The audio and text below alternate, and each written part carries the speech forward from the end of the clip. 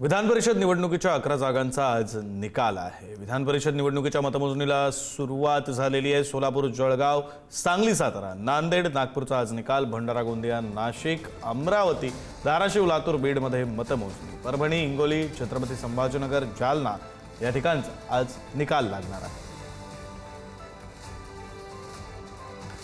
या सर्व ठिकाणी आज मतमोजणी होईल। 11 ठिकाणी मतमोजणी होईल आणि निकाल जाहीर करण्यात येईल। एकूण 17 ठिकाणी विधान परिषदेची निवडणूक लागलेली होती, त्यापैकी काही ठिकाणी बिनविरोध अशा प्रकारे महायुतीचे उमेदवार निवडून आले। 11 जागांचा आज निकाल जाहीर होतोय।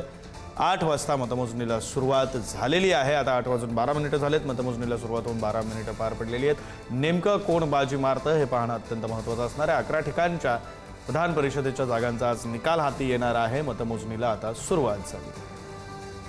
मतदानाचा प्रचार ज्यावेळेस थांबवला होता, प्रचार प्रक्रियेमध्ये प्रचार थांबवला होता, त्यावेळेस माझ्या कार्यकर्त्यांनी त्या ठिकाणी तुम्हाला माहित आहे खूप आग्रह केला होता। त्यांच्या भावना उद्रेक आपण बघितलेला आहे आणि त्या ठिकाणी त्यांनी निवडणूक त्यांच्या पद्धतीने पुढे नेली होती आणि मला खात्री आहे की त्या ठिकाणी त्यांनी केलेल्या प्रचारामुळे मला या मतदारसंघातले जे मतदार आहे सुज्ञ त्यांनी मला त्या ठिकाणी नक्कीच भरघोस मतदान केलेले असेल।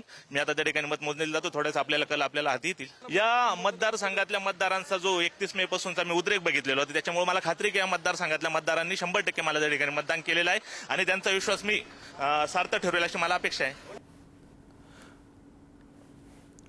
सांगली, सातारा विधान परिषदेची सुद्धा निवडणूक झालेली आहे। आज मतमोजणी पार पडते। आपले प्रतिनिधी स्वप्नील पाटील आपल्यासोबत जोडले गेलेले आहेत। स्वप्नील, या निवडणुकीसंदर्भातले काही तपशील, मतमोजणी संदर्भातले काही तपशील आपल्याला देतील। स्वप्नील,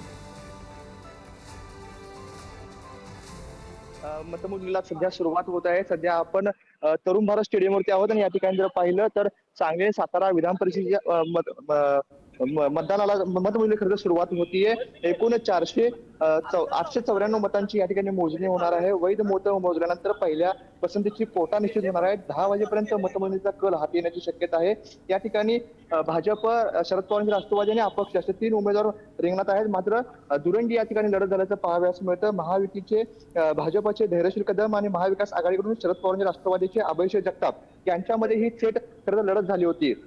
एकूण 5 टेबलवरती सुरुवातीला मतमोजणीला सुरुवात होईल। 894 मतं या ठिकाणी मोजली जाणार आहेत। एकूण 895 मतं होती, परंतु विट्यातील एका सदस्यानं मतदान केलं नव्हतं, त्यामुळे आता 894 मतमोजणीला खरं तर सुरुवात होणार आहे। 10 वाजेपर्यंत सांगली आणि सातारा विधान परिषदेचा कल जो आहे, निकाल जो आहे तो आपल्या हाती येणार आहे। धन्यवाद स्वप्नील दिलेल्या या सगळ्या माहितीसाठी।